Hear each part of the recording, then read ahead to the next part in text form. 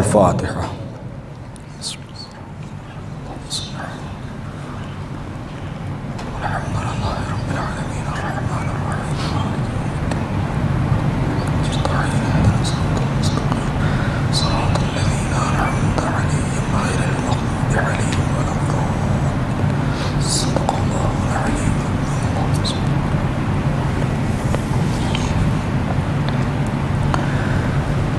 لا حول ولا قوة إلا بالله العلي العظيم۔ حسبنا الله ونعم الوكيل، نعم المولى ونعم النصير۔ أعوذ بالله السميع العليم من الشيطان اللعين الرجيم۔ بسم الله الرحمن الرحيم۔ الحمد لله الذي لم يتخذ صاحبة ولا ولدا ولم يكن له شريك في الملك ولم يكن له ولي من الذل وكبره تكبيرا۔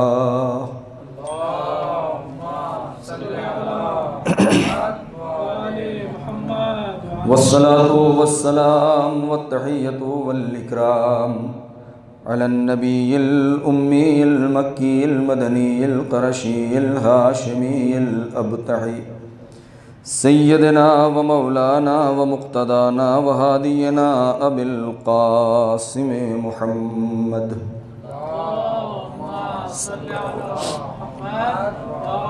وعلى أهل بيته الطيبين الطاهرين المعصومين المظلومين الذين أذهب الله عنهم الرجس وطهرهم تطهيرا۔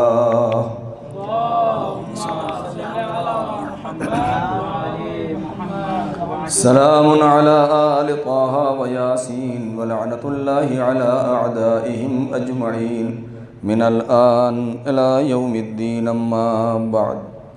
قال الله الحكيم في كتابه الكريم، بسم الله الرحمن الرحيم۔ إن الذين آمنوا وعملوا الصالحات أولئك هم خير البرية، جزاؤهم عند ربهم جنات عدن تجري من تحتها الأنهار خالدين فيها أبدا، رضي الله عنهم ورضوا عنه، ذلك لمن خشي ربه۔ صلوات پڑھیں بر محمد و آل محمد، صلی اللہ علیہ محمد و آل محمد۔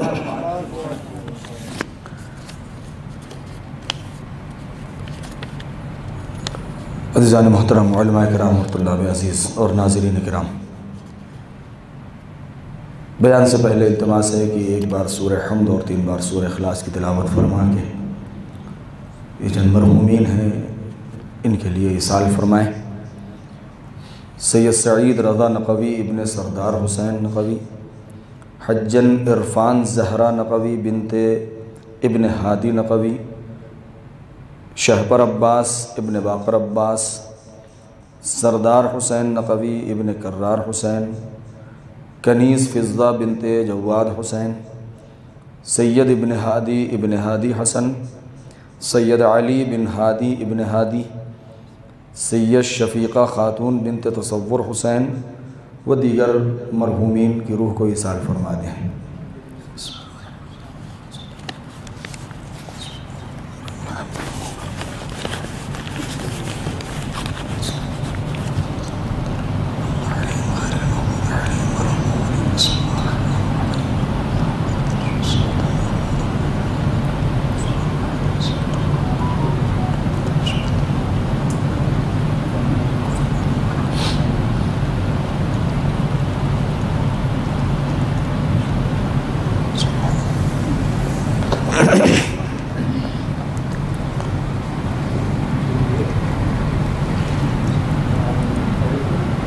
جن افراد کے لیے گزشتہ مجالس میں آپ حضرات سے دعا کی درخواست کی گئی تھی، الحمدللہ خدا کا لاکھ لاکھ شکر ہے کہ وہ روح بصحت ہیں۔ جناب عظیم امروہوی صاحب کہ جو واقعاً کافی شدید بیمار تھے، الحمدللہ بہتر ہیں، اور ایک دوسرے مریض جو ہاسپٹل میں تھے اب الحمدللہ وہ بھی کافی بہتر ہیں، لیکن عظیم امروہوی صاحب کے فرزند کی طبیعت خراب ہے، لہذا درخواست کی گئی ہے کہ ان کی صحت کے لیے دعا کریں۔ بارگاہ پروردگار میں یہ دعا ہے کہ پالنے والے اہل بیت علیہ السلام کے صدقے میں انہیں شفاء کاملہ و عاجلہ مرحمت فرمائے۔ ایک صلوات پڑھیں بر محمد و آل محمد۔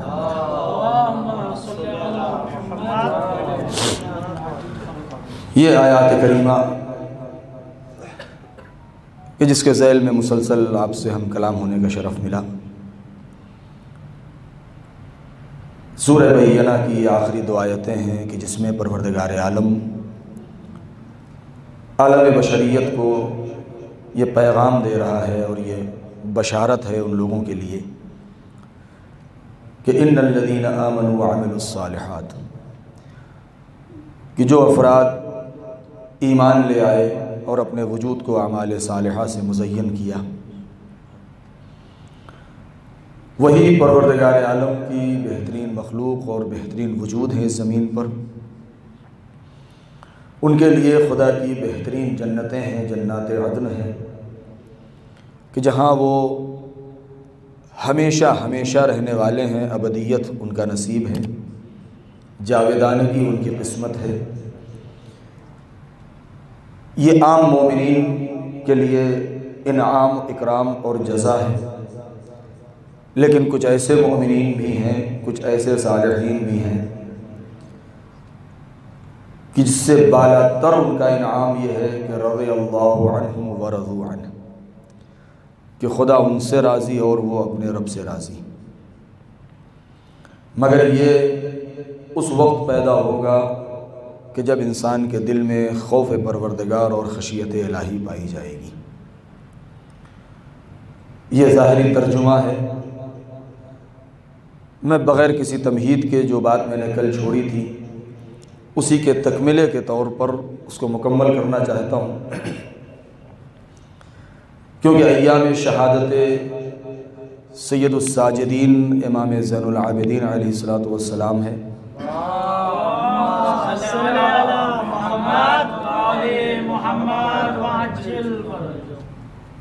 اور بہرحال امام کی ذات، ان کی شخصیت، ان کے فضائل اور ان کے مناقب جو احاطہ علم، احاطہ قلم اور احساس سے باہر ہیں۔ شاید ہی کوئی فرد بشر ایسا ہو کہ جس کا علم ان کے فضائل اور مناقب کے اوپر محیط ہو۔ میں نے اکثر یہ بات کہی ہے کہ انبیاء و مرسلین اور معصومین علیہم السلام، بالخصوص وہ 14 معصومین کہ جن کے کمالات، جن کے فضائل اور جن کے مناقب جو تاریخوں میں موجود ہیں، جو روایات میں موجود ہیں، وہ مناقب اور وہ فضائل ہیں کہ جسے ذہن انسانی برداشت کر لے جائے اور سمجھ سکے، اور یہ وہ ظاہری کمالات ہیں، ظاہری فضائل ہیں، ورنہ باطنی کمالات اور وہ فضائل اور مناقب کے جو ان کی ذات کے اندر مضمر ہیں اور پوشیدہ ہیں، ذہن بشری وہاں تک نہیں پہنچ سکتا، اور اگر کھل کے بیان بھی کر دیا جائے تو شاید مزاج بشریت اسے برداشت نہ کر سکے، اس لیے کہ مزاج بشریت بہت محدود ہے، اس کی وسعت اتنی نہیں ہے، اس کے اندر اتنی گنجائش نہیں ہے، اس لیے کہ ہر انسان اپنے نفس، اپنی روح، اپنے قوت فکر اور استطاعت سوچ کے ساتھ، اپنے ذہن کی گنجائش کے اعتبار سے، ہر انسان اپنے اعتبار سے سوچتا ہے اور سمجھتا ہے، لیکن اہل بیت علیہم السلام وہ ہیں کہ جو فکر بشر سے بالا تر ہیں، کہ فکر کی رسائی وہاں تک نہیں ہو سکتی۔ یہی وجہ ہے کہ 2 طریقے کے افراد اہل بیت علیہم السلام کے سلسلے میں گمراہ ہو گئے۔ کچھ وہ ہیں کہ جب ان کے کمالات کو دیکھا تو خدا سمجھ بیٹھے، اور کچھ وہ ہیں کہ جنہوں نے اپنے جیسا سمجھ لیا۔ اہل بیت کے سلسلے میں ایک ہی جملہ کہ اہل بیت نہ اس جیسے نہ ان جیسے، وہ اپنے آپ جیسے ہیں۔ یعنی اہل بیت نہ خدا جیسے نہ بشر جیسے، بلکہ وہ اپنے آپ جیسے ہیں۔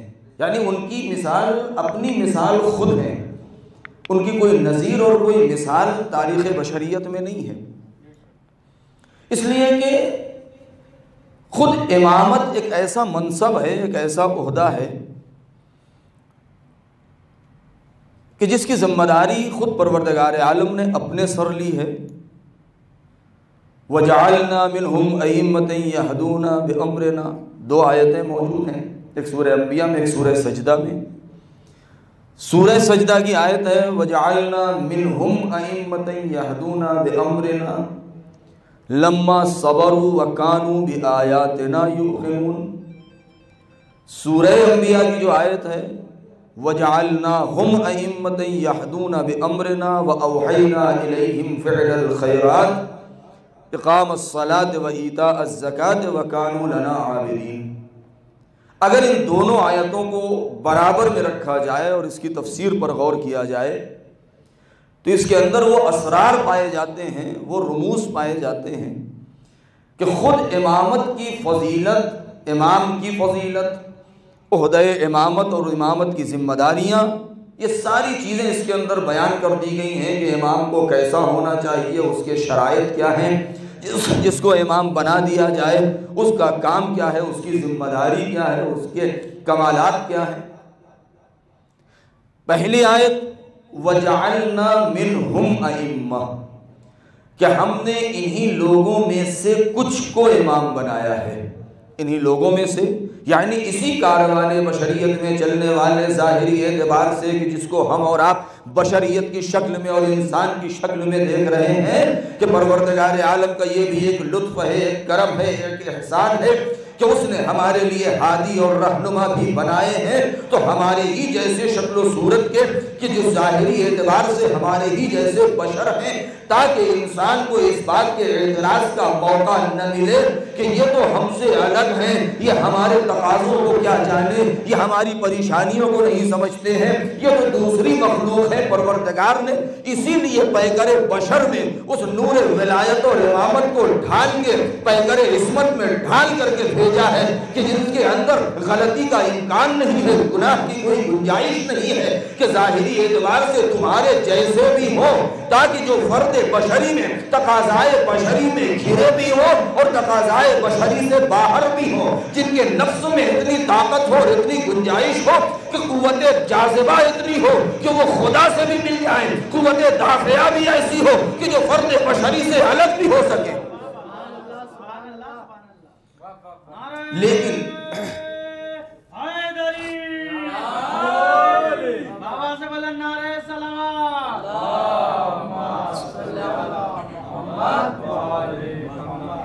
وَجَعَلْنَا مِنْهُمْ أَئِمَّةً، کہ ہم نے امام بنایا ہے۔ پروردگار کہہ رہا ہے یہ تمہارے بس کی بات نہیں ہے۔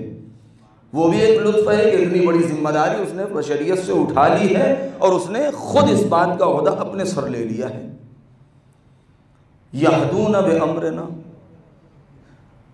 اور وہ ائمہ امام جن کو ہم بناتے ہیں ان کا کام یہ ہے کہ وہ ہدایت اپنے اعتبار سے نہیں، اپنے مزاج اور اپنی سوچ سمجھ کے اعتبار سے نہیں، بلکہ ہمارے حکم سے کرتے ہیں۔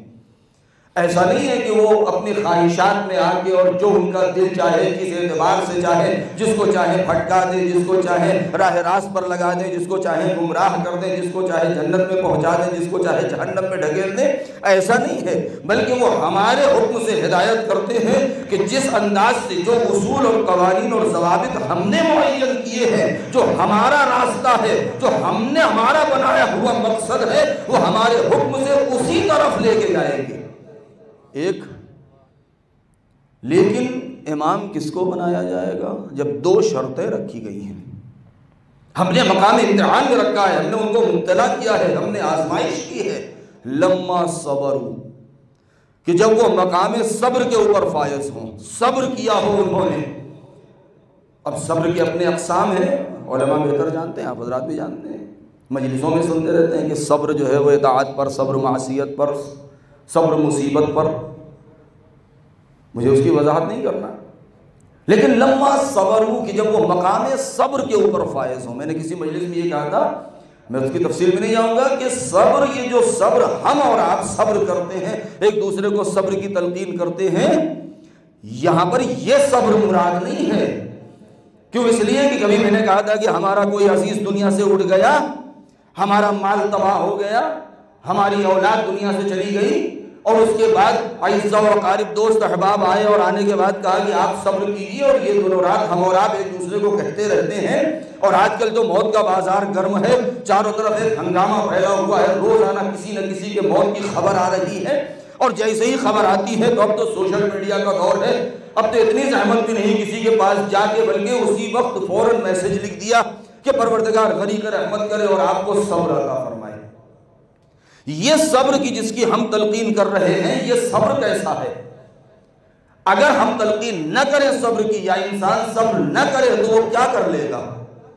بھئی اپنے عزیز کو بارگاہ پروردگار سے واپس تو لا نہیں سکتا، ملک الموت کے پنجے سے اسے چھڑا نہیں سکتا ہے، جو انسان مر گیا ہے اسے زندہ کر نہیں سکتا ہے. اور انسان کی فطرت بھی یہی ہے کہ انسان کی آنکھوں سے چند قطرے آنسوؤں کے گر جاتے ہیں، انسان کے دل کو ٹھنڈک مل جاتی ہے، اور انسان کو صبر اور قرار آ جاتا ہے، اور انسان کے پاس اس کے علاوہ اور کوئی چارہ نہیں ہے. کیوں؟ اس لیے کہ دو ہی راستے ہیں، یا تو انسان اپنے آنسوؤں کو خشک کر کے چپ ہو جائے، اور یا تو اپنی جان دے دے. اور کہتے ہیں کہ زمانہ جب گزرتا ہے تو یہ انسان کے زخموں کا مرہم بنتا ہے. 2 دن 4 دن 10 دن انسان غم میں ڈوبا ہے، اور اس کے بعد بہرحال اس کو خاموش ہونا ہے، کچھ دن جزا و فضا کرے گا، چپ ہو جائے گا. کیا اسی کا نام صبر ہے؟ کیا مقام آزمائش میں پروردگار جو امتحان لے رہا ہے وہ اسی صبر کا امتحان لے رہا ہے؟ یہ جو صبر جس کی ہم اور آپ تلقین کرتے ہیں، یا جو صبر کرتے ہیں، یہ حقیقی معنوں میں صبر نہیں ہے. ہم نے اپنی مجبوری کا نام صبر رکھ لیا ہے، یہ ہماری مجبوری ہے. ورنہ وہ صبر کی جو مقام امتحان میں پروردگار عالم نے رکھا ہے، وہ صبر وہ ہے کہ جہاں مجبوری نہیں ہے، جہاں سراسر اختیار ہے، کہ جس کو موت کے اوپر بھی اختیار، حیات کے اوپر بھی اختیار، مشکلات کے اوپر بھی اختیار، نعمتوں کے اوپر بھی اختیار. ایسے موقع پر جب انسان صاحب اختیار ہو، اور صاحب اختیار ہونے کے بعد اس کا بس چل سکتا ہو، اس کے باوجود بھی مصیبت آنے کے بعد صبر کر لے، نہیں بلکہ اتنا اختیار رکھتا ہو کہ مصیبت کو نعمت میں تبدیل کر سکتا ہو، اس کے بعد بھی صبر کرے، تو وہ مقام صبر ہے کہ جس کے بعد پروردگار عالم امامت کی بشارت دیتا ہے. کیسا صبر ہے کہ جس کے پاس ایسی ولایت ہو، ایسی ولایت کہ جو کائنات کے اندر تبدیلی کر سکتا ہو، ایسی ولایت. آپ جانتے ہیں کہ معصومین کا تذکرہ نہیں، غیر معصوم. اب غیر معصوم بھی کہتے ہوئے ڈر لگتا ہے، لیکن چونکہ وہ 14 معصومین میں شمار نہیں ہے، ورنہ ان کے عصمت پر کسی کو حرف نہیں ہے. جناب ابو الفضل عباس، جناب زینب کبریٰ سلام اللہ علیہا، کہ جن کے معصوم اور معصومہ ہونے پہ حرف نہیں ہے، لیکن اصطلاحی اعتبار سے، شرعی اور فقہی اعتبار سے کہ جو محدود کر دیا گیا ہے. ورنہ جناب ام سلمہ کی فضیلت اور ان کے کمالات اور ان کی طہارت و پاک دامنی پر کس کو حرف ہے؟ لیکن اتنی باعظمت خاتون ہونے کے بعد اہل قصہ نہ بن سکی، چادر قصہ میں تطہیر میں آ نہ سکی. اسی اعتبار سے 14 معصومین جو محدود ہے عدد، جناب زینب کبریٰ، جناب ابو الفضل اس میں نہیں ہے، ورنہ ان کے عصمت پر کسی کو حرف نہیں ہے، ایک ترک اولا ان کی زندگی میں نہیں ہے. ایسی ہستیاں کہ جن کے اندر اتنا اختیار، اور شاید یہی وجہ ہے کہ اگر یہ ہستیاں نہ ہوتی، بہت توجہ چاہتا ہوں میں جس منزل تک لے جانا چاہتا ہوں، کہ اگر یہ ہستیاں نہ ہوتی تو شاید دنیا والوں نے جو بولنے کی اور لکھنے کی کوشش کی ہے اس کا کوئی جواب نہ ہو پاتا. کیونکہ بہت سے علم کلام میں بہت سے لوگوں نے، دشمنوں نے آ کے یہاں پر یہ شبہ ایجاد کرنے کی کوشش کی کہ عصمت تو مجبوری کا نام ہے، کہ پروردگار نے معصوم بنا دیا ہے، اب وہ گناہ کر نہیں سکتے ہیں. شاید یہی وجہ ہے کہ ایسی ہستیاں بھی دنیا میں آئی ہیں اور پروردگار نے بھیجا ہے کہ جو اس دائرہ عصمت میں، اس حصار میں نہیں ہیں، لیکن اس کے باوجود بھی تاریخ ایک ترک اولا ان سے نقل نہیں کر رہی ہے، اور اتنا اختیار انہیں عالم تکوینیات کے اوپر، کائنات کے اوپر مل گیا ہے کہ جو معصوم کے برابر چل رہی ہیں قدم بقدم ملا کے، وہ ہستیاں ہیں۔ کون کہہ سکتا ہے وہ واقعہ؟ میں صرف اشارہ کروں گا جناب زینب کبریٰ کا، کہ کوفے کے بازار میں کہ جب ایسا ہنگام تھا کہ چاروں طرف سوائے شور شرابے کے کچھ نہیں، کہ بچے تالیاں بجا رہے ہیں، عورتیں ہل ہلا کر رہی ہیں، نقارہ جنگ بجایا جا رہا ہے، ڈھول بج رہا ہے، لوگ شور مچا رہے ہیں، خوشیاں منا رہے ہیں۔ ایسے حالات میں ایک خاتون تقریر کرنا چاہ رہی ہے، کئی مرتبہ بولنے کی کوشش کی علی کی بیٹی نے، لیکن جب دیکھا کہ لوگ سننے کے لیے راضی نہیں ہیں تو بعض روایتوں میں ہے کہ اپنے آنکھوں سے اشارہ کیا ہے، اور بعض میں ہے کہ اپنی انگلی سے اشارہ کیا ہے۔ اور ایک مرتبہ تاریخ لکھتی ہے کہ کوفے کے بازار میں اتنا سناٹا ہو گیا تھا کہ اپنے یہاں جو محاورہ ہے کہ اگر سوئی بھی گر جائے تو آواز کرے۔ تاریخ کہتی ہے کہ اتنا کہ لوگوں کی آوازیں ان کے سینوں میں گھٹ کے رہ گئیں، یہاں تک کہ گھوڑے اور اونٹوں کے گلے میں بندھی ہوئی گھنٹیاں بھی جم گئیں۔ یہ اختیار کہاں سے آیا؟ جناب زینب کبریٰ، جناب ابو الفضل العباس، یہ وہ ہستیاں ہیں کہ جنہوں نے اپنا کردار اس انداز سے پیش کر کے قیامت تک کے لیے لکھنے والے محققین و مفسرین و محدثین کے قلم کو تھام لیا ہے کہ خبردار، عصمت کو مجبوری کا نام نہ دینا، عصمت نفس کی پاکیزگی کا نام ہے، عصمت کردار کی بلندی کا نام ہے۔ صلوات پڑھیں۔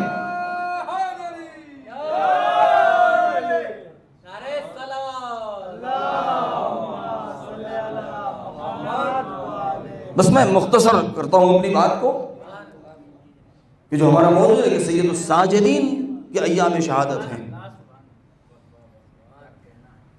امام رضا علیہ السلام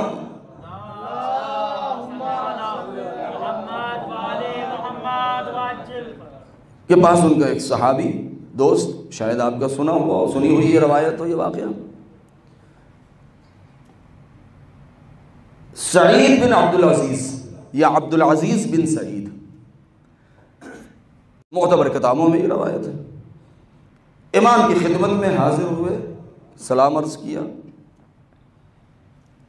امام نے حکم دیا، بیٹھ گئے، اور فوراً کہا کہ فرزند رسول اگر اجازت ہو تو کہو کیا کہنا ہے۔ کہا سرکار میں ابھی مسجد سے آ رہا ہوں اور میں نے وہاں عجیب باتیں سنی لوگوں سے کہ لوگ امامت کے بارے میں باتیں کر رہے ہیں، بہت سے لوگ ہیں کہ جو امامت کا انکار کر رہے ہیں، ان کی عصمت کا انکار کر رہے ہیں، کچھ لوگ یہ کہہ رہے ہیں کہ امام کو کیسا ہونا چاہیے، امام کو صاحب اختیار، کتنے اختیارات اس کے ہوں، کیسا ہو، یہ ہو وہ ہو۔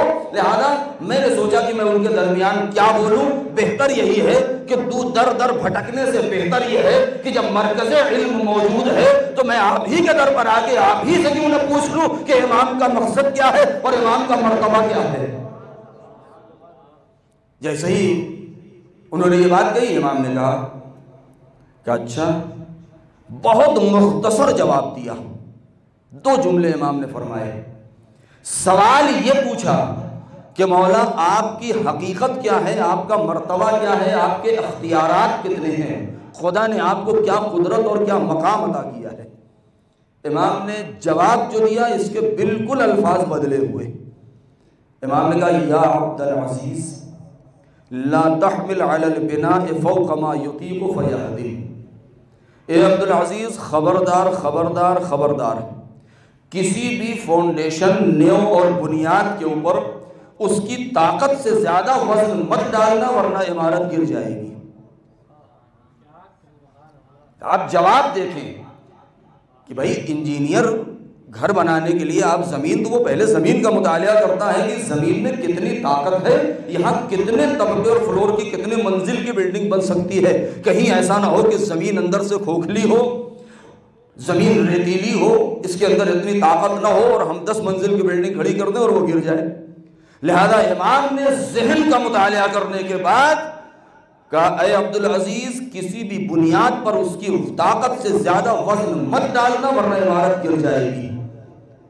عبدالعزیز نہ سمجھ سکے، فوراً سوال کر لیا مولا میں بات سمجھا نہیں۔ تو امام نے فرمایا کہ اے عبدالعزیز جتنا تمہارے ذہن میں طاقت اور گنجائش ہے ہم کو اتنا ہی سمجھنے کی کوشش کرنا، اگر اس سے آگے بڑھنے کی کوشش کرو گے تو یا تو ہمیں ہمارے مقام سے اوپر اٹھا دو گے یا نیچے گرا دو گے، اس لیے کہ تمہاری اور عام انسانوں کی حیثیت اور حقیقت نہیں ہے کہ جو ہماری حقیقت کو سمجھ سکے۔ پھر اس کے بعد فرماتے ہیں اے عبدالعزیز تم نے سورج کو دیکھا ہے؟ کہاں مولا وہ دیکھا ہی روز دیکھتے ہیں کہ صبح میں نکلتا ہے شام کو ڈوب جاتا ہے۔ کہا اس سورج کا کام کیا ہے؟ کہا کہ اے میرے مولا سورج پورا نظام جو چل رہا ہے اسی سورج کی وجہ سے ہے، یہ شب و روز جو بدلتے ہیں، یہ لیل و نہار، یہ منظوم شمسی، یہ سردی، یہ گرمی، یہ دن کا گھٹنا، رات کا بڑھنا، رات کا چھوٹا ہو جانا، دن کا بڑا ہو جانا، اور یہ سارا جو موسم کا بدلنا، یہ مواج، یہ مد و جزر، یہ سب اسی سے متصل ہے۔ کہا اگر اس کو بیچ سے ہٹا دے تو کیا ہوگا؟ کہا مولا اگر بیچ سے ہٹا دے تو کائنات میں اندھیرا چھا جائے گا اور حسناً حیات ختم ہو جائے گی، پورا وجود اور شیرازہ کائنات بکھر جائے گا۔ امام نے کہا کہ بس اگر تم نے اس چیز کو سمجھ لیا ہے تو اتنا یاد رکھنا کہ اس ظاہری اور مادی اعتبار سے جو حیثیت سورج کی ہے وہی حیثیت ہم اہل بیت کی ہے، کہ اگر ہم اہل بیت کو اپنی زندگی سے یا دنیا سے اگر ہٹا دیا جائے تو شیرازہ کائنات اور شیرازہ حیات بکھر کے رہ جائے گا۔ صلوات پڑھے پر محمد و آل محمد۔ اس کے بعد آگے ایک جملہ فرماتے ہیں اے عبدالعزیز اتنا یاد رکھو اگر تمہارے ہاتھ میں ایک اخروٹ لے لیا جائے اور پوری دنیا مل کے کہے کہ یہ در ہے، یہ موتی ہے، یہ لؤلؤ ہے، تو اس کی حقیقت بدل نہیں جائے گی کسی کے کہہ دینے سے۔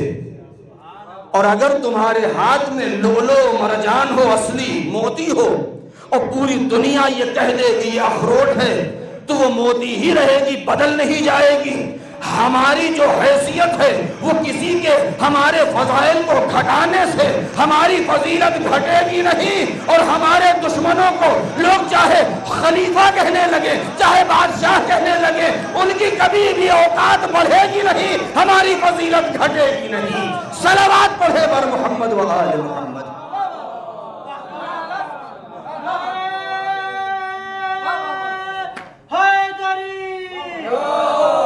یہ وہ مکمل روایت ہے، یہ وہ مکمل روایت ہے کہ جو امام سے مروی ہے، اور یہ مثال بھی آپ نے دے دی کہ لوگوں کے فضائل کو گھٹانے سے لوگ ہمیں اپنے جیسا اگر کہنے لگیں تو ہم ان کے جیسے ہو نہیں جائیں گے۔ ہمارے دشمنوں کو ہمارے مقابلے میں لانا چاہیں تو ہمارے مقابلے میں آ نہیں سکتے ہیں۔ جس کی جو حیثیت ہے، جس کی جو اوقات ہے وہ وہی رہے گی، اس لیے کہ جو نجاستوں کی پیداوار ہے وہ نجس ہی رہیں گے، جو طہارتوں کی پیداوار ہے وہ طیب و طاہر ہی رہیں گے۔ یہ امام نے واضح کر دیا۔ امام زین العابدین علیہ السلام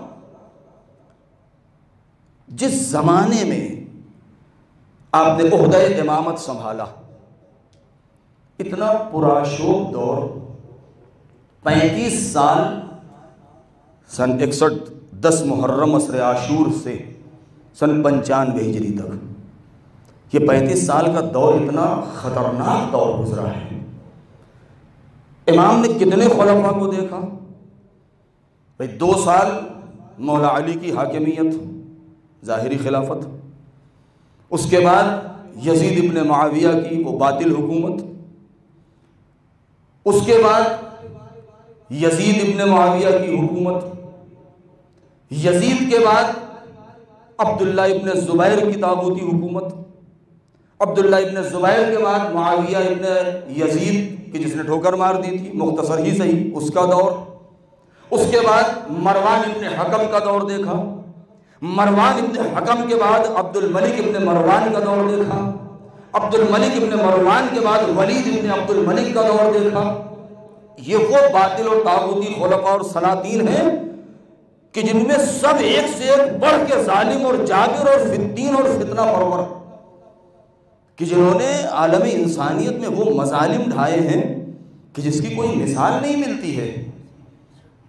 علامہ ابو الفرج اصفہانی نے اپنی کتاب مقاتل الطالبین میں جو جملہ نقل کیا ہے،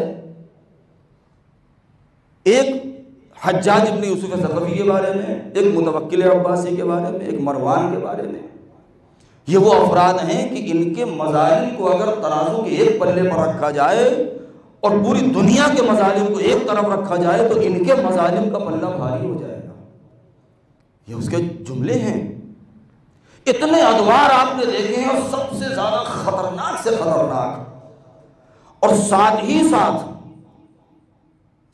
ساتھ خود جو چاہنے والے ہیں اپنے کو امام کا کہہ رہے ہیں، وہ چاہنے والے بھی ایسے کہ خود آپس میں اختلاف کر بیٹھے۔ کیسا اختلاف کہ جناب محمد حنفیہ، جس بات کی طرف مجھے اشارہ کرنا ہے تاکہ ہمارے جو بچے اور نوجوان جو ہماری بات کو سن رہے ہیں تاریخ سے تھوڑا سا آشنا ہوں، تاکہ اگر ان کے سامنے اس طریقے کے سوالات آئیں تو ذہن میں ایک بات رہے کہ جناب محمد حنفیہ وہ عظیم شخصیت کہ جو کربلا جانے کے لیے تیار تھے امام کے ساتھ، امام حسین نے اپنا نمائندہ بنا کے انہیں روکا تھا مدینے میں کہ نہیں، آپ کی یہاں ضرورت ہے، آپ یہاں رکیے، یہاں رہیے، اور پورا وصیت نامہ اور وہ نصیحت نامہ امام نے ان کو تحریر کر کے دیا اور بتایا، جس میں وہ جملہ ہے کہ انی لم اخرج اشرا ولا بطرا ولا ظالما ولا مفسدا بل انما خرجت لطلب الاصلاح في امه جدي واصير بسيره جدي وابي وان امر بالمعروف وانهى عن المنکر، اور اس کے علاوہ بہت طولانی ہے یہ وصیت نامہ۔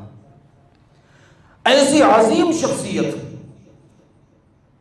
اور اس کے بعد ادھر امام زین العابدین علیہ السلام کا زمانہ آیا ہے واقع کربلا کے بعد۔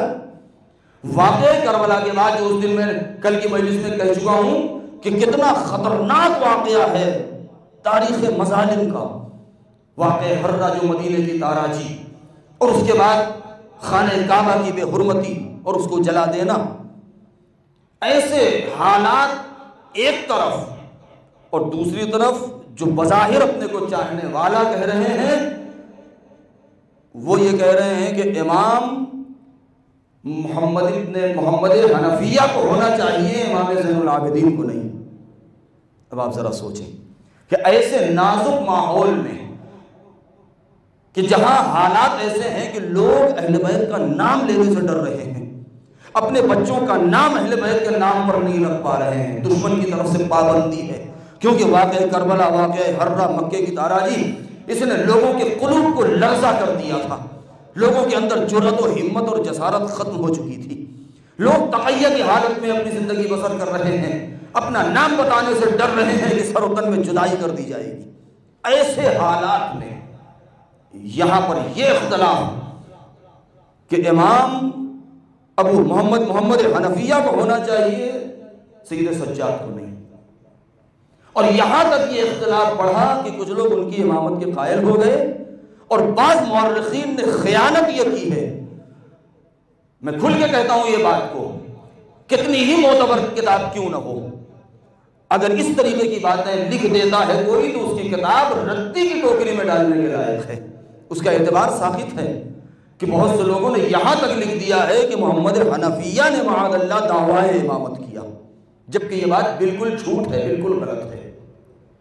ہاں، جناب محمد حنفیہ نے وہ حکمت عملی اپنائی تھی امامت کو اور ولایت کو بچانے کے لیے، بہت بڑی قربانی دی ہے آپ نے، کہ جب یہ اختلاف پیدا ہوا تو اب یہاں پر اگر امام خود یہ کہتے آگے مجمع عام میں کہ میں امام برحق ہوں، کیونکہ میرے باپ نے، میرے والد امام حسین نے اسرار امامت میرے حوالے کیے ہیں اور ان کے بعد میں ہوں، تو ممکن ہے کہ لوگوں کے ذہن میں یہ سوال پیدا ہوتا کہ چونکہ ان کے اندر نعوذ باللہ ہوس پائی جاتی ہے لہذا یہ دعویٰ امامت کر رہے ہیں، یہ معاذ اللہ منصب کے بھوکے ہیں۔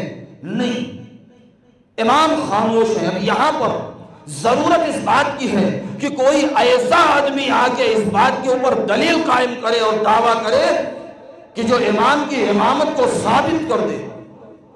لہذا اب یہاں پر جو اصلی رول ادا کرنا ہے، اصلی کردار پیش کرنا ہے، وہ جناب محمد حنفیہ کو،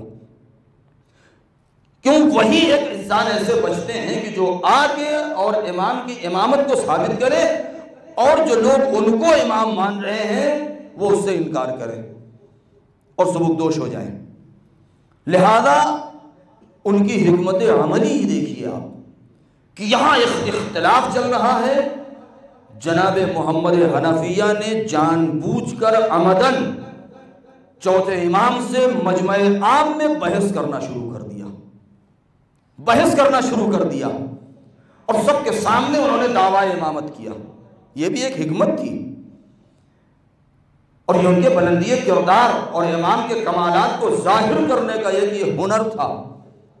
مجمع عام میں انہوں نے دعویٰ امامت کیا، کہا کہ مجھے امام ہونا چاہیے، اس لیے لوگ بھی یہی کہہ رہے تھے کہ چونکہ علی کے بعد حسن ہوئے، حسن کے بعد ان کے بھائی حسین ہوئے، اب حسین کے بعد ابھی ان کے بھائی موجود ہیں، لہذا امام بھائی ہی ہونا چاہیے۔ یہ دلیل لوگ دے رہے تھے۔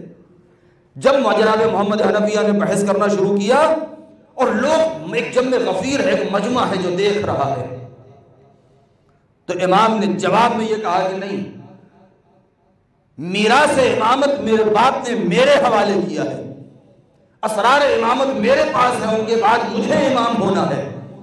محمد حنفیہ یہ کہہ رہے ہیں کہ وہ میراث امامت اور وہ اسرار آپ میرے حوالے کیجئے۔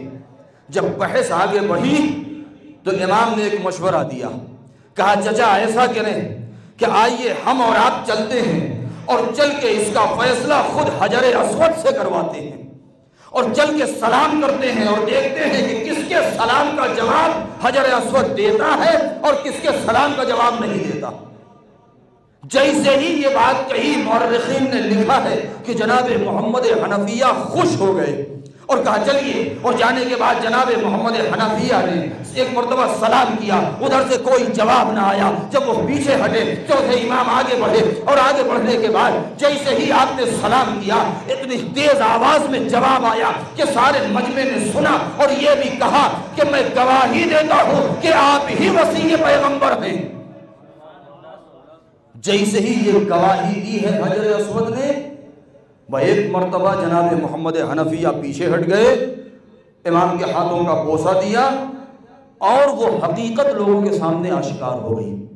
اب یہاں تک بات آئی ہے تو اگر میرا ایک جملہ دوسری یا تیسری مجلس کا اگر آپ کے ذہن میں ہو تو میں وہاں سے متصل ہونا چاہتا ہوں، کہ جس میں میں نے یہ عرض کیا تھا کہ چاہے لوح ہو، چاہے قلم ہو، چاہے کرسی ہو، چاہے عرش ہو، چاہے فرش ہو، چاہے آفتاب ہو، چاہے مہتاب ہو، چاہے کائنات کا ذرہ ہو، چاہے وہ انوار قدسیہ ہو، چاہے وہ ملائکہ ہو، چاہے وہ انوار ہو، کہ جو محدقین فی عرش اللہ تھے، جو عرش الہی پہ چڑھے ہوئے نگینے تھے، یہ جتنے بھی اجزاء ہیں انوار کی صورت میں ہیں، تو لوح و قلم ہے، عرش و کرسی ہے، قلم تقدیر ہے، لوح محفوظ ہے۔ انوار میں آئے پیکر انسانی میں ڈھل جائیں تو کہیں محمد ہے، کہیں علی ہے، کہیں فاطمہ ہے، کہیں حسن ہے، کہیں حسین ہے، لیکن یہی انوار اگر مادیات میں تبدیل ہو جائیں تو کہیں کعبہ ہے، کہیں منی ہے، کہیں مکہ ہے، کہیں مشعر ہے، کہیں صفا ہے، کہیں مروہ ہے۔ یہ جملہ جو میں نے عرض کیا تھا، میں یہی سے میں متصل ہونا چاہتا ہوں کہ اب بات یہاں تک آ گئی ہے کہ جب حجر اسود نے امام کے امامت کی گواہی دی ہے تو اب امام کی امامت کو تقریباً 30 سال سے زیادہ کا عرصہ گزر چکا ہے، 30 سال سے زیادہ کا عرصہ گزر چکا ہے۔ اور ایک مرتبہ امام جب حج پر تشریف لے کے گئے، واقعات آپ کے سنے ہوئے ہیں، اور حج میں ایک عظیم مجمع ہے اور ہر انسان طواف میں مشغول ہے، اور طواف کرتے کرتے ہر انسان یہ چاہتا ہے کہ حجر اسود تک ہاتھ پہنچ جائے اور بوسہ دے دے۔ ایک مرتبہ جب رکن پر پہنچے ہیں امام، چوتھے امام، اور مجمع ہے، اور ساتھ ہی میں ولید ابن عبد الملک کا بھائی ہشام ابن عبد الملک، کہ جو سن 105 ہجری میں جس کو خلافت ملی ہے، حکومت ملی ہے بعد میں، خود عبد الملک ابن مروان کا بھائی ہے، ولید ابن عبد الملک کا بھائی ہشام ابن عبد الملک، کہ جو اس وقت ولید ابن عبد الملک کی طرف سے امیر الحاج تھا، حاجیوں کا سرپرست بنایا گیا تھا۔ یہ پہنچا حج میں اپنی سواری کے ساتھ، لاہو لشکر کے ساتھ، اور ایک مرتبہ چاہتا ہے کہ حجر اسود کا بوسہ دے دے، مگر بھیڑ اتنی ہے کہ لوگ دھکا مار دیتے ہیں اور وہ وہاں سے ہٹ جاتا ہے۔ ایک ہجوم ہے کہ جس کی وجہ سے وہ وہاں تک پہنچ نہیں پا رہا کہ اچانک ایک نظر پڑی، کیا دیکھا کہ چوتھے امام کو علی ابن الحسین ہیں کہ جیسے ہی حجر اسود کے قریب پہنچے ہیں، کیا دیکھا کہ مجمع کائی کی طرح پھٹا ہے اور امام پہنچے ہیں اور آپ نے حجر اسود کا بوسہ دیا اور واپس آ گئے۔ اب یہاں پر دو طریقے کی روایتیں ہیں۔ کچھ کہتے ہیں کہ مجمع نے ہشام کی طرف رخ کر کے کہا یہ کون ہے، کچھ میں یہ ہے کہ ہشام نے کہا میں نہیں پہچانتا، بعض نے کہا ہے کہ ہشام نے غصے میں آ کے اپنے کو جب نیچے ہوتا ہوا دیکھا تو تیش میں آ کے مجمع کی طرف مخاطب ہو کر کے کہتا ہے کہ یہ کون ہے۔ بس جیسے ہی اس نے یہ سوال کیا ہے، ایک مرتبہ پہلو میں کھڑے ہوئے فرزدق شاعر نے زبان کھول دی ہے اور اس کے بعد جو اشعار کہے ہیں تو عجیب و غریب اشعار ہیں، اور ایک مرتبہ کہا او ہشام، ارے تو کہتا ہے کہ یہ کون ہے یا تو جاہل بنتا ان کو پہچانتا نہیں ہے؟ ھذا الذی تعرف الفتح وقعته وتعرف الحل والحرم، ارے تو یہ ہے کہ تو کہتا ہے میں نہیں پہچانتا، تو کہتا ہے یہ انسان نہیں پہچانتے، یہ مجمع کہتا ہے ہم نہیں پہچانتے، یہ لاشعور ہیں، ان کے اندر شعور نہیں، ان کے اندر ادراک نہیں، ارے تم کیا مقابلہ کرو گے ان کا؟ یہ وہ ہے کہ جس کو حرم بھی پہچانتا ہے، ہل کی زمین بھی پہچانتی ہے، یثرب بھی پہچانتا ہے، بطحا بھی پہچانتا ہے، منی بھی پہچانتا ہے، مشعر بھی پہچانتا ہے، عرفات بھی پہچانتا ہے، سنگ اسود بھی پہچانتا ہے۔ اور صرف یہی نہیں کہا تم، میں بتاؤں گی یہ کون ہے، یہ تو وہ کریم ابن کریم ہے، اور ان کے کرم کی انتہا یہ ہے کہ اگر کلمہ لا الہ الا اللہ میں جھوٹے خداؤں کی نہیں کرنا نہ ہوتی تو یہ اتنے کریم ہے کہ کبھی زندگی میں نہیں نہ کہتے، کہ اگر لا الہ الا اللہ میں حرف لا نہ ہوتا تو یہ اتنے کریم ہیں کہ کبھی نہیں نہ کرتے۔ دو ہی مرتبہ تو لفظ نہیں استعمال ہوا ہے، یا تو باپ نے یزید کی بیعت پر نہیں کہا ہے اور یا تو بیٹے نے۔ عزاداروں، یہ ہے امام زین العابدین کہ جن کا مقام ایسے حالات میں کہ وہ 35 سال دعاؤں کا سہارا۔ یہاں پر بھی اعتراضات ہیں بہت، میں ان اعتراضات کو میں بیان نہیں کرنا چاہتا کہ امام نے پوری زندگی گریے میں گزار دی ہے، تو پھر آپ نے ہدایت کا کام کب کیا ہے؟ نعوذ باللہ، بعض دشمنان اہل بیت ایسے بھی ہیں، اس کا جواب بھی موجود ہے تاریخوں میں، اور علماء نے جواب دیا ہے، روایات میں موجود ہے۔ لہذا چوتھے امام کا جو مقام ہے، جو منزلت ہے، اب ایک مختصر سا ایک دلیل ہے کہ جو میں نے غالباً وہ بھی شاید آپ کے سامنے میں نے عرض کیا یا نہیں مجھے یاد نہیں، لیکن میں بیان کر دوں، اور اس کے بہترین جواب کہ امام معصوم ہوتا ہے۔ ہشام ابن حکم نے دیا۔ ہشام ابن حکم وہ ہیں کہ جو چھٹے امام کے شاگردوں میں سب سے کم سن تھے،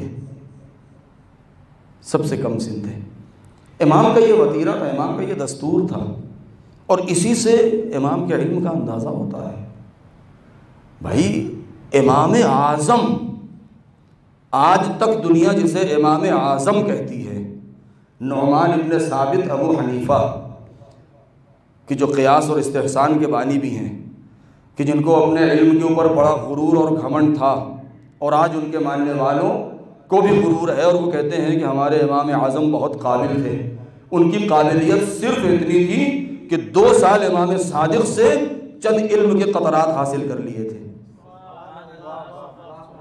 اور وہ خود بیان کرتے ہیں کہ جب کسی مشکل میں پھنسے ہیں اور امام کا عطا کیا ہوا علم جب ان کے کام آیا ہے تو انہوں نے یہی کہا کہ لولا السنتان لہلک النعمان، اگر وہ 2 سال نہ ہوتے جو میں نے جعفر ابن محمد کے سامنے زانوئے ادب طے کیا ہے تو میں مر گیا ہوتا، ہلاک ہو گیا ہوتا، بے عزت ہو گیا ہوتا، آبرو چلی گئی ہوتی۔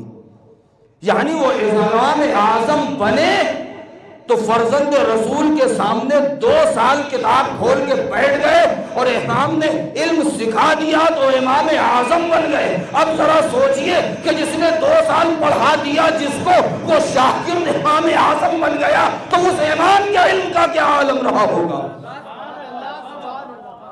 ہشام امام کے سامنے جب کوئی مناظرہ کرنے آتا تھا تو امام پہلے اپنے شاگردوں کو آگے بڑھا دیا کرتے تھے۔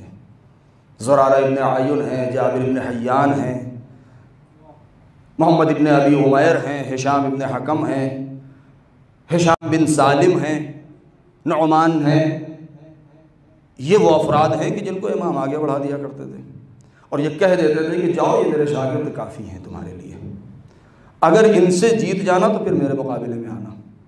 اور یہی عجیب ہے کہ آج تک یعنی اس زمانے میں کبھی کوئی بھی امام کے شاگرد سے جیتا ہی نہیں کہ امام کے پاس آئے مناظرے کے لیے۔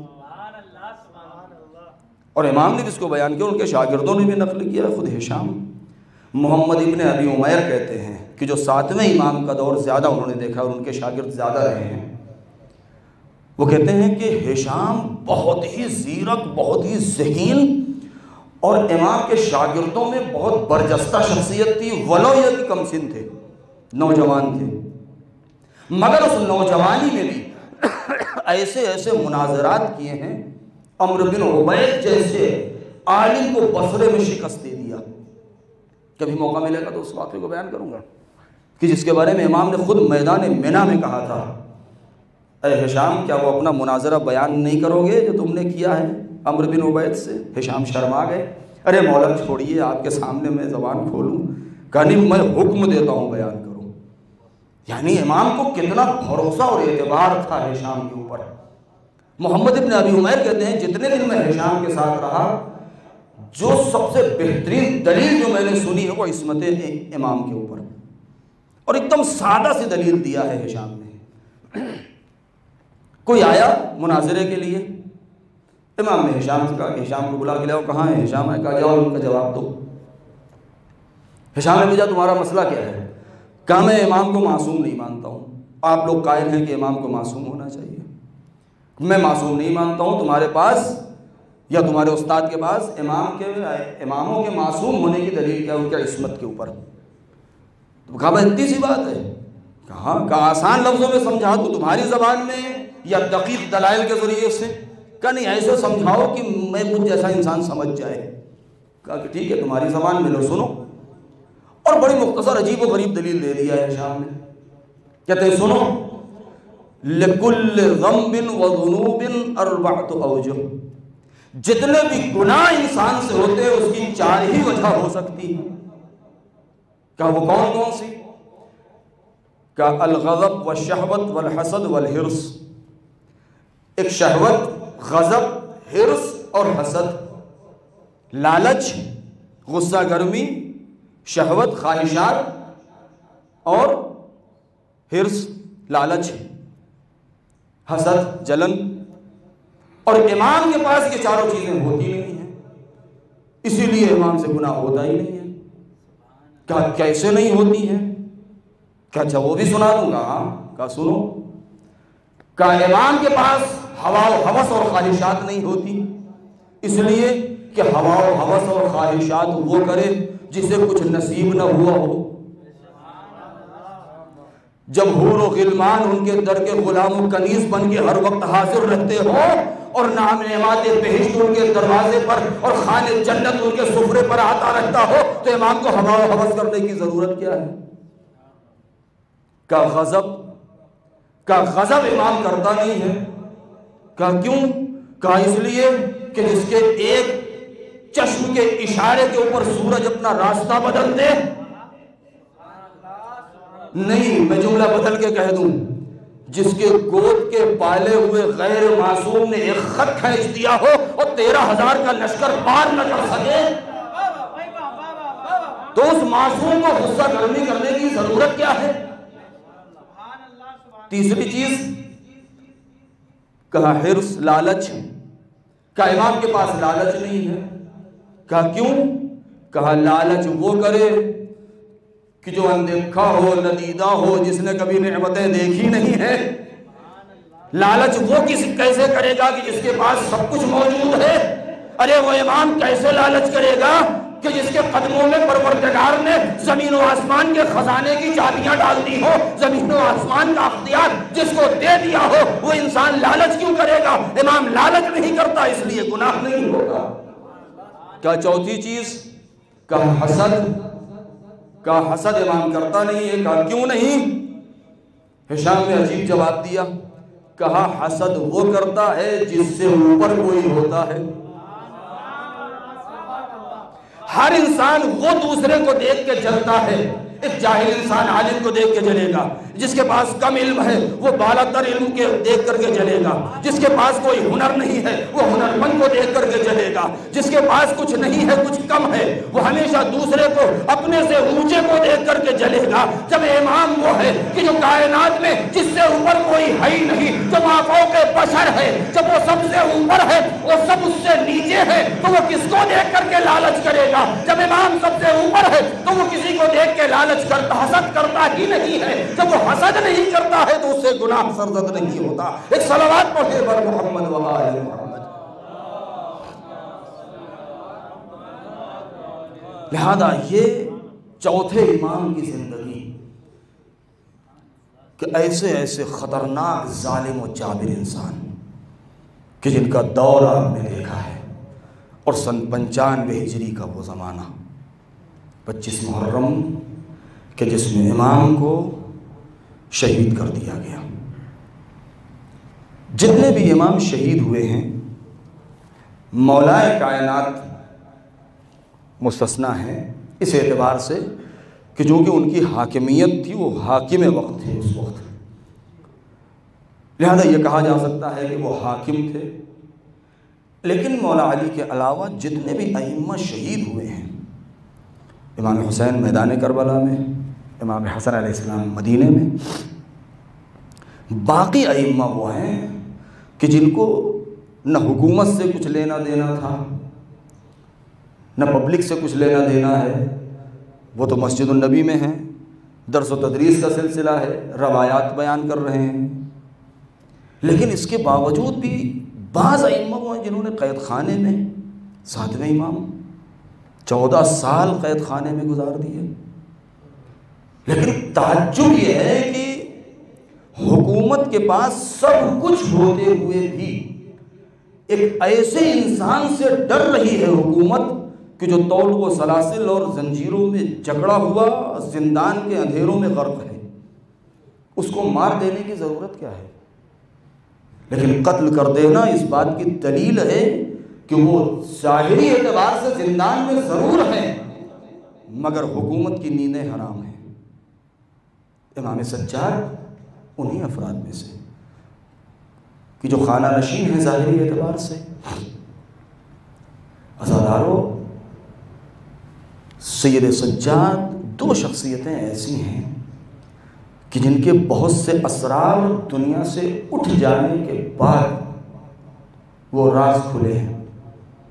ایک مولا علی اور ایک علی ابن الحسین، کہ لوگ یہ سمجھ رہے ہیں مولا علی کو وہ حاکم ہیں، حکومت کے امور میں مصروف ہیں. امام سجاد کو لوگ یہ سمجھ رہے ہیں کہ وہ تو خانہ نشین ہے، عبادتوں میں مصروف ہیں. لیکن یہ راز اس وقت کھلا ہے کہ مولا علی کو جب دفن کر کے شاہزادے نجف سے پلٹے ہیں تب یہ راز کھلا. اور یا تو جب سید سجاد کو غسل دیا جا رہا تھا تب یہ راز کھلا کہ نہیں، مولا علی کو جب دفن کر کے حسنین پلٹے ہیں اور خرابوں سے کراہنے کی آواز آئی ہے اور دروازوں پر یتیم اور بیوائیں کھڑی کسی کے انتظار میں ہیں، تب یہ پتہ چلا کہ کوئی محسن تھا ان کا جو دنیا سے اٹھ گیا. کہ جو رات کی تاریکی میں روٹیوں کا انبار بوجھ اپنے شانوں پر، اپنے دوش پر اٹھائے، یتیموں، بیواؤں، مسکینوں اور غریبوں، فقیروں کے یہاں تقسیم کر رہا ہے۔ ایسے ہی علی نے دعویٰ نہیں کیا تھا کہ علی کو اس وقت تک نیند نہیں آتی جب تک ان کی مملکت میں کوئی ایک انسان بھوکا رہ جائے۔ عدالت علی کہ ایک یہودیہ کے پیر سے خلخال اتار لی گئی تھی، اور علی تک جب یہ خبر پہنچی تھی تو مولا علی نے وہ جملہ کہا تھا کہ میری حکومت میں ایک یہودیہ کے پیر سے خلخال اگر یہ سن کر کے میں مر جاؤں تو تم لوگ تعجب نہ کرنا۔ یعنی اتنا ایک ظلم علی برداشت نہیں کر سکتے تھے۔ اور یا تو چوتھے امام کہ جب پانچویں امام ان کو غسل دے رہے ہیں تب وہ افراد جو چاہنے والے قریب میں کھڑے تھے دیکھا کہ امام کے پشت پر اور امام کے شانوں پر عجیب و غریب نشانات ہیں۔ بس میں اس سے زیادہ نہیں کہہ سکتا ہوں وزادارو، ممکن ہے کہ پانچویں امام نے یہاں پر کچھ اسرار ایسے تھے کہ جس کو امام نے چھپا لیا ہو۔ امام نے جو جواب دیا ہے وہ کیا؟ امام نے جواب یہ دیا کہ یہ نشان کے بارے میں پوچھ رہے ہو، یہ نشان کیسا ہے؟ امام کے شانوں پر، امام کے کندھوں پر اور پشت پر، یہ میرا باپ رات کے اندھیرے میں یتیموں، بیواؤں اور مسکینوں کے یہاں آذوقہ پہنچانے کے لیے وہ بوجھ اپنے دوش پر لے کر کے جا رہا تھا۔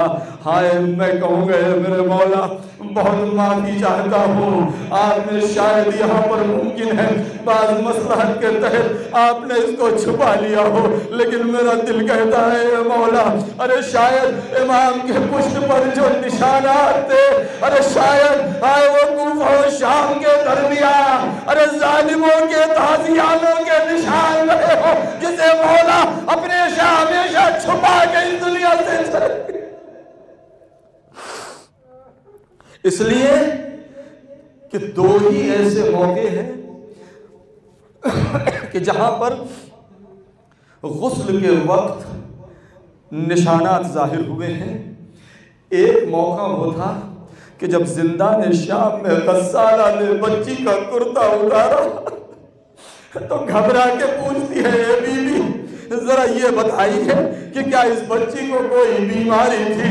ہائے زینب تڑپ گئی، اے غسالہ ارے میری بچی کو بیمار مت گئے، اسے کوئی بیماری نہیں۔ کہا اے بی بی ارے اس کا کرتا اس کے بدن سے چپکا ہوا ہے۔ ارے زینب نے تڑپ کے کہا اے غسالہ ارے میں کون کون سی مصیبتیں بیان کروں، یہ بچی وہ ہے کہ ارے شمر نے جس کے گوشوارے چھین لیے، جس کے رخساروں پر تماچے لگے، کربلا سے کوفے تک اور کوفے سے شام تک اتنے تازی آنے لگے کہ بچی کا سینہ بھی زخمی، بچی کی پشت بھی زخمی، اور ایک راز تو تب کھلا جب پانچویں امام ارے غسل دینے کے لیے ارے باپ کا پیراہن ہٹایا تو کیا دیکھا؟ ارے پورا جسم زخمی ہے، پورے جسم پر زخموں کے نشان ہیں، ارے ہاتھوں میں ہتکڑیوں کے نشان، گلے میں توق کے نشان، پنڈلیوں میں بھیڑیوں کے نشان، ارے پشت پر دروں کے نشان۔ امام نے کیسے برداشت کیا؟ اپنے تازیانوں کو برداشت کیا تاکہ لوگوں کی نگاہیں میرے ماں بہنیں جو میرے داں ہیں ان کی طرف نہ اٹھنے پائے۔ یہی وجہ ہے کہ جب امام سے پوچھا گیا امام نے ایک ہی جملہ کہا الشام الشام الشام، ارے سب سے زیادہ مصیبت شام میں گزر گئی جہاں ہمیں ترک و دہلم کے اسیروں کی طرح پھرایا۔ وَسَيَعْلَمُ الَّذِينَ ظَلَمُوا أَيَّ مُنْقَلَبٍ يَنْقَلِبُونَ أَلَا لَعْنَةُ اللَّهِ عَلَى الْقَوْمِ الظَّالِمِينَ الہی بحق الزہرا و ابیہا و بعلہا و بنیہا و سر المستودع فیہا، پروردگار ہمارے اس مختصر سی عزا کو قبول فرما، ہمارے والدین اور مومنین کے گناہوں کو بخش دے، ہمیں علم و عمل کی توفیق مرحمت فرما۔ پروردگار بانیان مجلس جنہوں نے اس مجلس کا اہتمام کیا ہے ان کی توفیقات میں اضافہ فرما، ان کے مرحومین کو غریق رحمت فرما۔ پروردگار اس وقت جو وبا پھیلی ہوئی ہے سارے مومنین کو اپنے حفظ و امان میں رکھ، جو مریض ہیں ان کو بیمار کربلا کے صدقے میں شفائے کاملہ و عاجلہ مرحمت فرما، پرچم اسلام کو سر بلند فرما، پرچم کفر و نفاق کو سر نگوں فرما، روضات مقدسہ کی حفاظت فرما، ہمارے امام کے ظہور میں تعجیل فرما، ہمیں ان کے جانثاروں میں شمار فرما۔ ربنا تقبل منا انک انت السمیع العلیم۔ ماتم حسین یا حسین یا حسین۔